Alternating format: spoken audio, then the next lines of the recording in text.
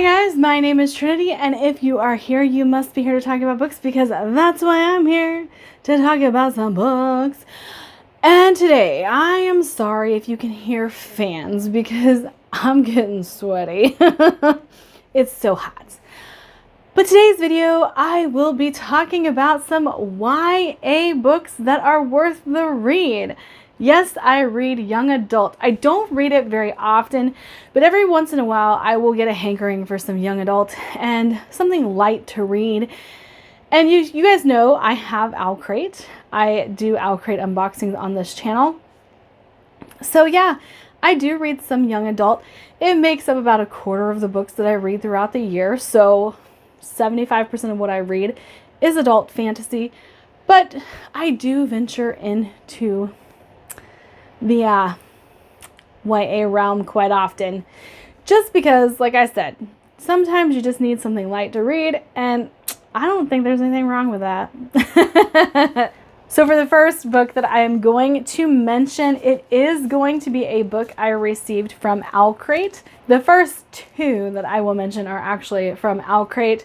I'm not exactly sure how many I have over here. I just pulled some that I thought would be good to talk about in this video. I think there might be 12. But the ones we're meant to find by Joan He. I really was impressed with this book. I think this is one that I read for Is My Owlcrate Worth It vlog. But I was so taken aback by this book because I didn't know what I was getting into when I picked this up. But we are introduced to a girl who is all alone on this island with a robot for a companion. And all she knows is that she has to find her sister.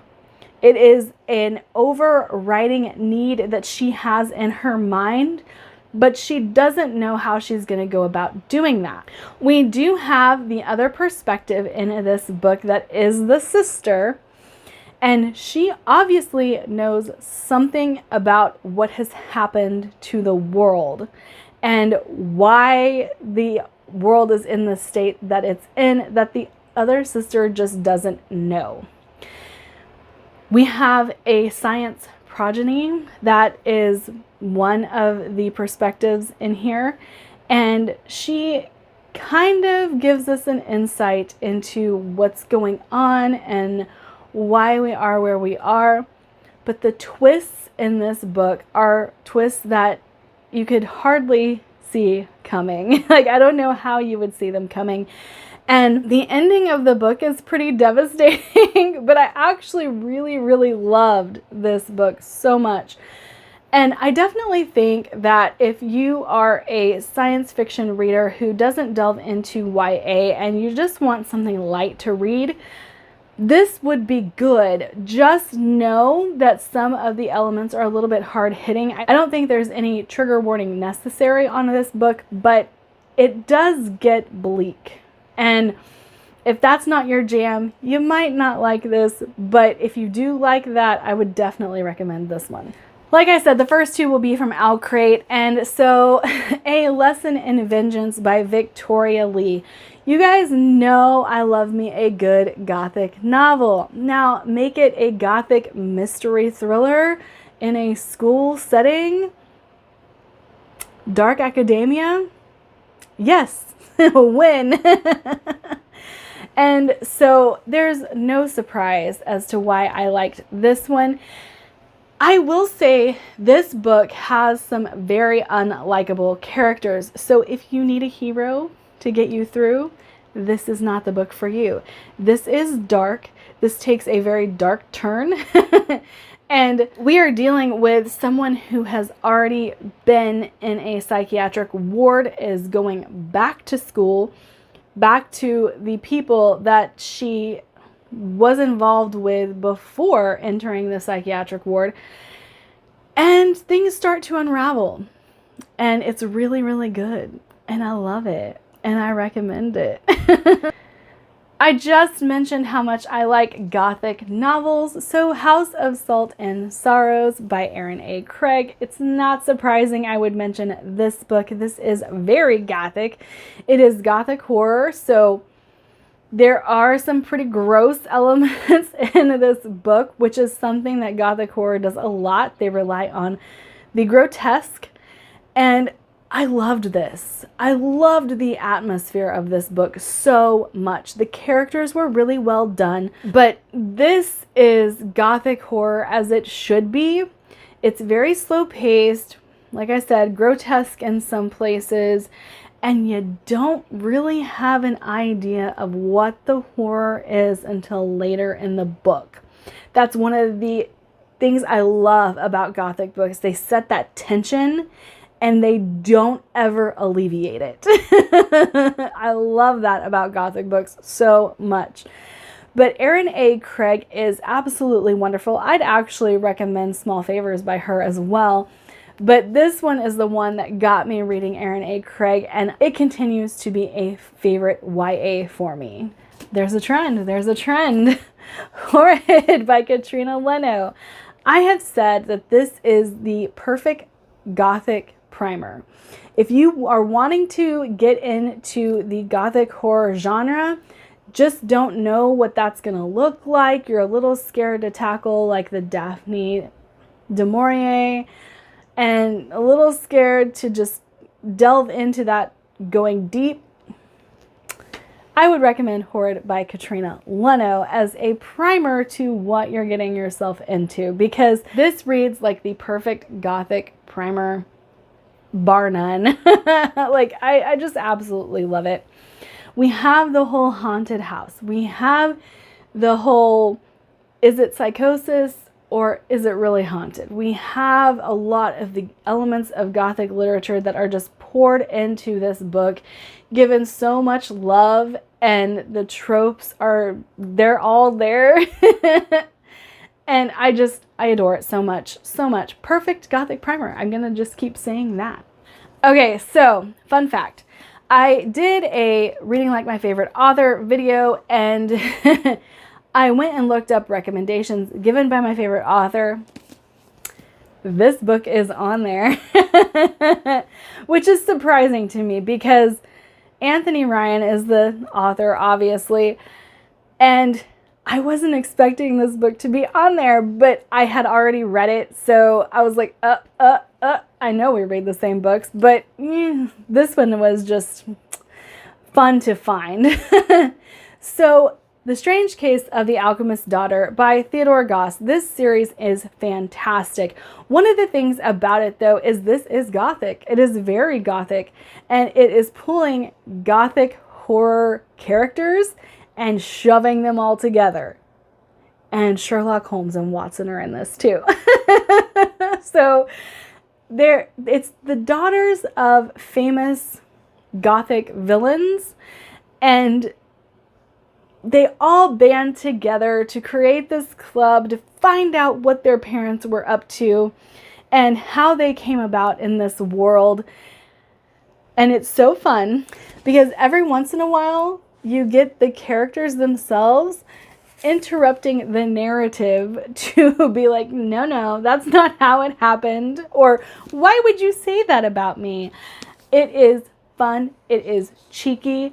I love it so much. The writing is so good because the narrative voice in here is actually very well done. And it's like one of the characters in the story is writing the story. And then the other characters just kind of interrupt what's going on as she's writing to give their 2 cents about what the story should be. But it's so fun. It's so fun. And I will be reading the 3rd book in this series very soon. This probably won't surprise anyone to find it on a YA recommendation list, but I just want to say I like it too. And that would be Strange the Dreamer by Laini Taylor. This is very flowery. This is very YA tropey, but the way that Laini Taylor writes is so good. Her writing is so good. Her characters are really well thought out. she holds the plot, even though she is very flowery in her writing style, which I appreciate so much because a lot of flowery lyrical writers don't have plot. But I love this duology for that reason, because even though it's flowery and YA tropey, it's just really well written. It's well written tropes, well written poetic lyrical prose. So good, so good. All right, and one that is a super fun recommendation, The Kiss of Deception, Remnant Chronicles, Mary A. Pearson. What is fun about this book and why I recommend it is because it does something very different. So we are given the princess who runs away from her life because she doesn't want to get married trope. However, in pursuit of the princess is an assassin and the man she ran away from. And we don't know who is who. Perspectives are given, but no one is named.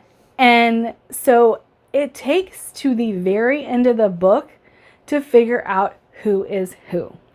It is not explained. She does encounter both of them.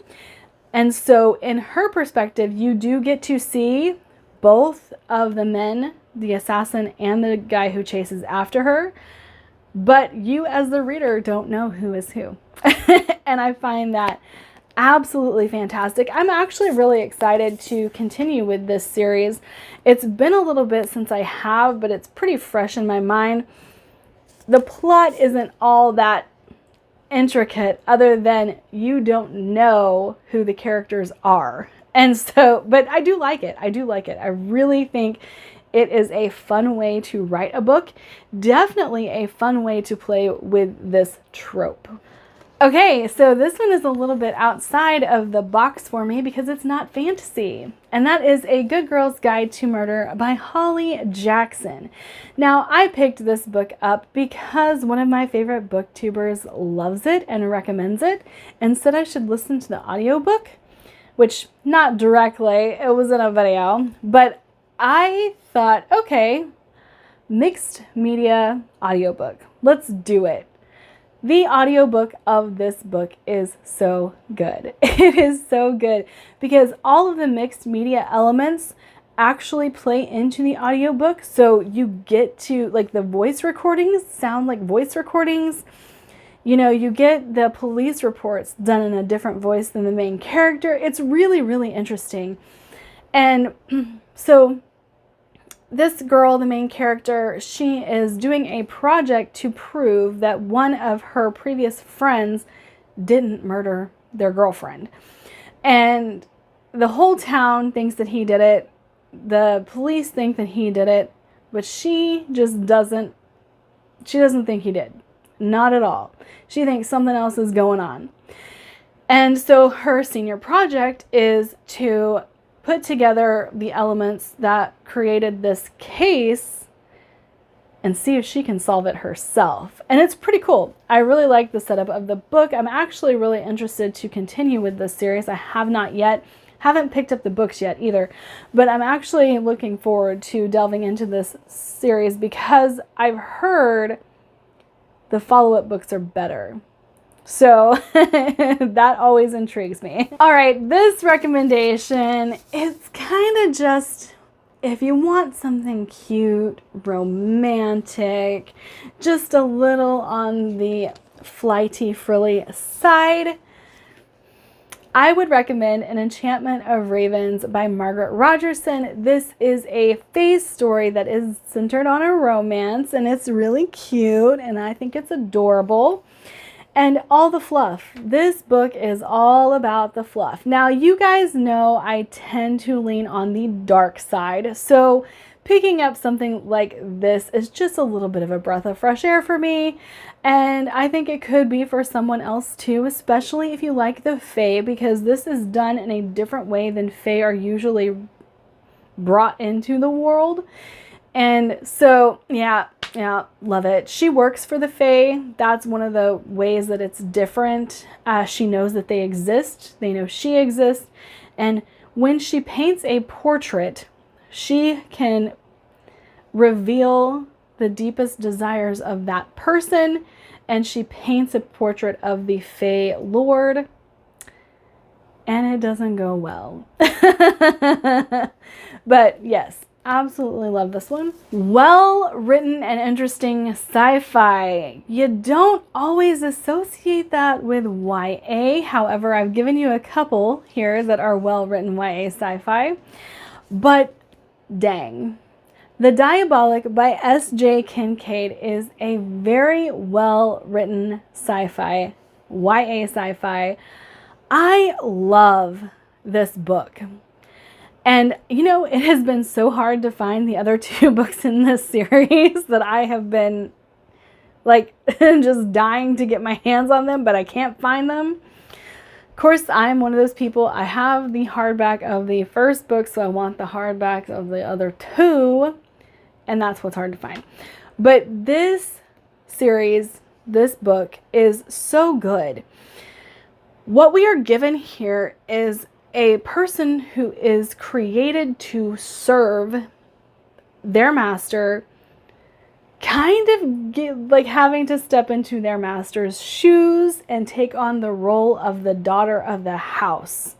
And she's willing to do it because she's willing to do whatever it takes to protect her human. And it just plays out in ways that you don't anticipate. And there's so much I want to say about this book that I can't, because it would be very spoilery. The tagline says, a diabolic is ruthless, a diabolic is powerful, a diabolic has a single task: kill. In order to protect the person you've been created for, nothing else. For Nemesis, that person is Sidonia, heir to the Galactic Senate. The two grew up side by side, and there's no one Nemesis wouldn't kill to keep her safe. But when the power-mad Emperor summons Sidonia to the Imperial Court as a hostage, there's only one way for Nemesis to protect Sidonia. She must become her. Now one of the galaxy's most dangerous weapons is masquerading in a world of corrupt politicians, two-faced senators' children, and Nemesis must find within herself the one thing she's been told she doesn't have: humanity. With the Empire beginning to fracture and rebellion looming, that could be the one thing that saves her and the Empire itself. So there you go, Diabolic.